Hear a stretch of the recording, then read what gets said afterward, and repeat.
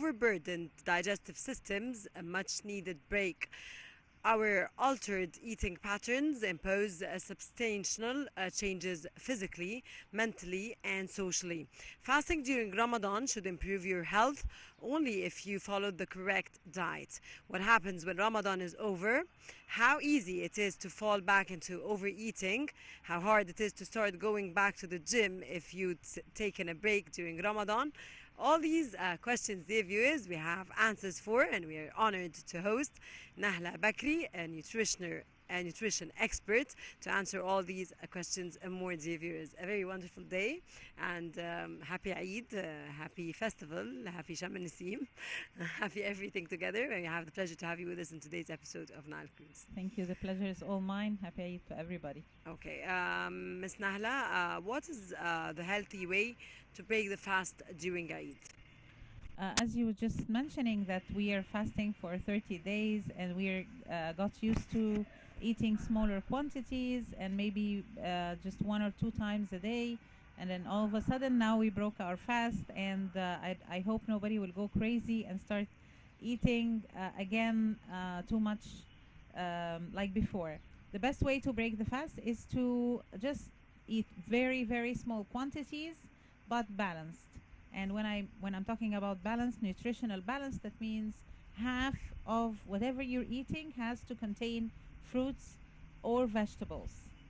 So, for instance, if you want to have Eid breakfast, just a fruit and just some yogurt or some cheese, or if you want kahk, of I was course you're just gonna gonna tell ask me you. about kahk. I was just gonna Yeah, tell you this is a joke. for me, it's always kahk and coffee and nothing else.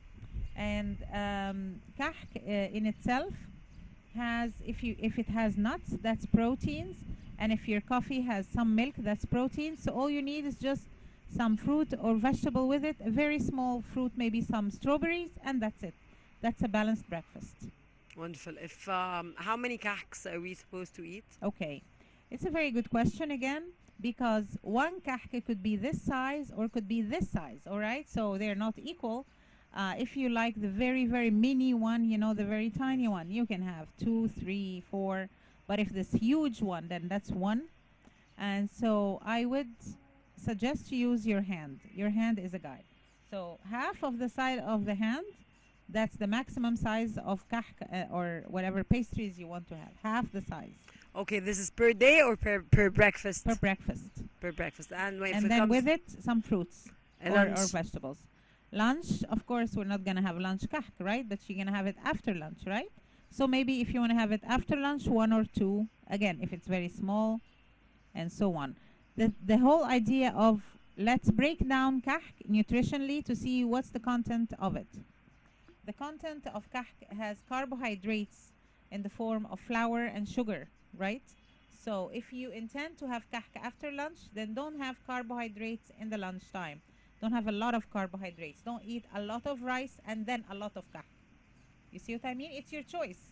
If you choose to have the kahk, then at least go less on the carbohydrates. Okay. However, we were in Ramadan, the month of fasting. Most of us gain weight. What is the healthiest way to lose weight again after Ramadan, and how to avoid falling back into overeating? I would really hope that most people lost weight, not gained weight in Ramadan. But let's say people who gained weight in Ramadan, let's put our life back on track by eating regular meals, small and balanced regular meals every 4 hours. All right? So let's say if you have breakfast around 9, then you're going to have another meal around 12, and another meal around 4, and another meal around 8 p.m. All right?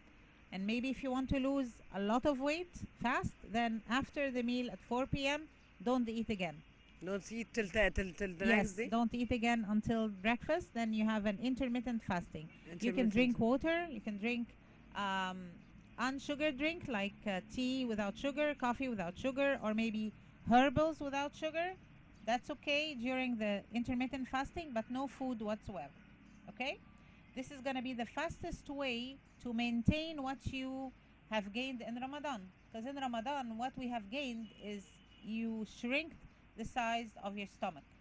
because you've been fasting the whole day and your stomach has shrunk. So let's try to keep it. Let's try to gain something after that. So if we eat regular meals and then, as I said, do the intermittent fasting, like maybe your last meal will be 4, 5, or 6, then do a 16-hour until the next day, and then you'll be losing very fast. Plus, of How course, many lots of kilos per water. week? Well, ideally, it's going to be around 1.5 kilos. Per week. Around, yes. Okay, so again, a wrap up. You want me to start to take my breakfast? What time? At 9 a.m.? It depends on you. I'm Whenever. not going to make you choose. All I want you to do is the last meal, whatever this last meal for you, because I like my program to fit with the family. Sometimes, the family sits and have their dinner at 7 p.m. all together. You're not going to break that. You see what I mean?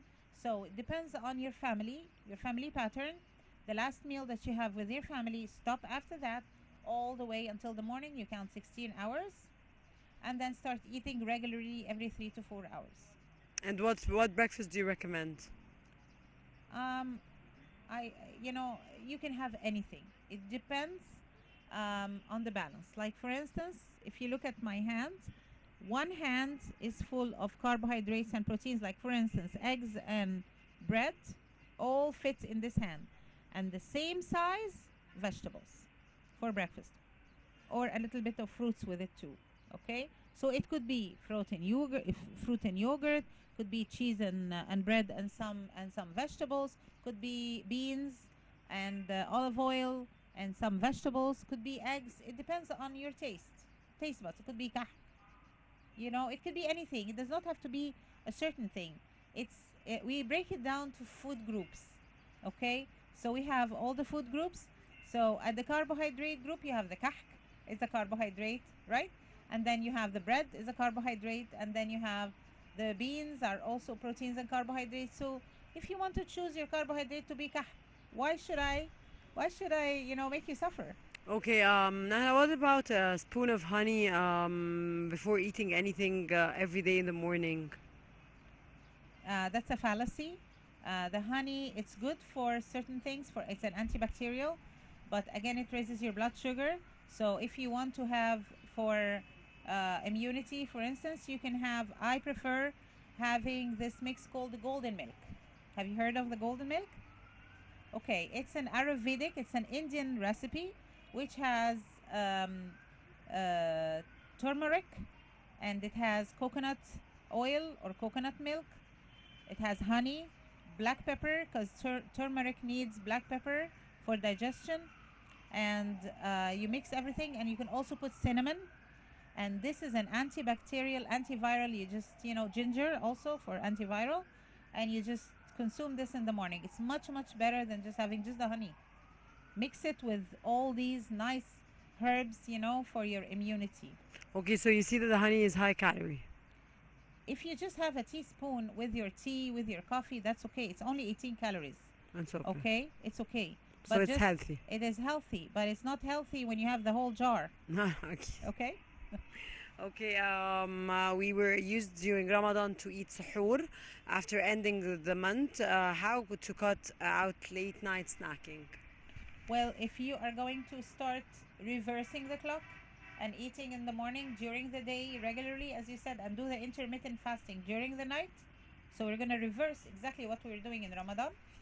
That's going to be enough food for you. But if you want to continue the same pattern of Ramadan, like fasting the whole day, just maybe you can have water, coffee, whatever, and then have your first meal around 4 5 p.m. and then eat again at night, like we were doing in Ramadan. You can also do that. But as I said, just choose 16 hours to cut food. And my personal experience, because everything that I recommend, I have tried on myself. Okay? So my personal experience that when I cut food around 4 5 p.m. and did the 16-hour fast, from that time I got very fast results, more than 2 kilos a week. That was the And fastest results. again, sorry to confirm with the viewers, you only drink water and herbal tea. Herbal drinks like cinnamon, ginger, mint, and you can have tea, coffee without sugar. and all the drinks Diet without sweet is sugar. okay. No, I don't like diet anything.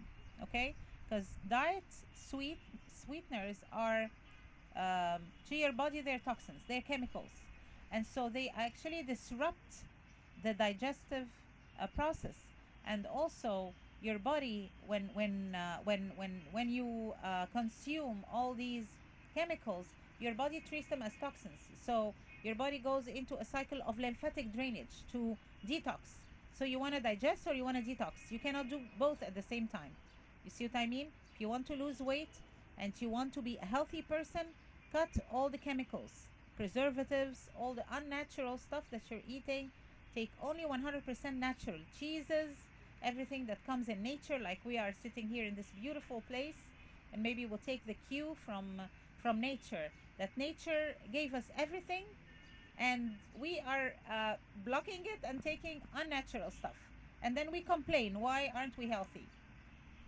Okay, what about the diabetic people when they come to, of course, the traditional sweet, which is we come to kahk in Eid and we have to eat. What do you advise those, Ms. Nahl? Okay, I'll tell you a very recipe for diabetics.